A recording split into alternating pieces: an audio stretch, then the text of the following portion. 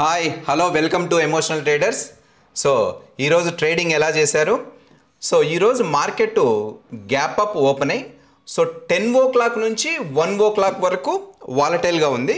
So 1 o'clock తర్వాత market up side clear view తీసుకుంది. Okay, so ఈరోజు డేట్ వచ్చేసి 1 September 2025. సో నేను సెన్సెక్స్లో ట్రేడ్ చేశాను. సో నా పొజిషన్స్ క్లోజ్ చేయలేదు, రేపటికి క్యారీ ఫార్వర్డ్ చేశాను. ఎందుకంటే రేపు మార్కెట్ రేంజ్ బౌండ్ ఉంటుంది అని. దీనికి కారణం ఏంటంటే ఈరోజు నిఫ్టీ ఆల్మోస్ట్ 200 పాయింట్స్ అప్ అయింది. సో విక్స్ వచ్చేసి 4% డౌన్ అయింది. సో ఇక్కడ చూస్తే ఆల్మోస్ట్ నో ప్రాఫిట్ నో లాస్లో ఉన్నాము. సో ఇదే విధంగా నేను నా యొక్క weekly verified P&Ls along with the psychology concepts నేను యూట్యూబ్లో అప్లోడ్ చేశాను. సో మీరు ఎవరైనా చూడకపోతే ఆ వీడియోస్ చూడండి. సో దయచేసి ఛానల్ను సబ్స్క్రైబ్ చేసుకోండి. ఈ పర్టికులర్ వీడియోకి ఒక లైక్ ఇవ్వండి. So we will meet tomorrow with tomorrow's P&L report. Until then take care, bye bye. Hi hello welcome to emotional traders. So ఈరోజు ట్రేడింగ్ ఎలా చేశారు?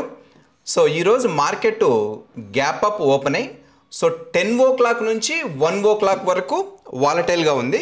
సో 1 o'clock తర్వాత market up side clear view తీసుకుంది. Okay, so ఈరోజు date వచ్చేసి 1 September 2025.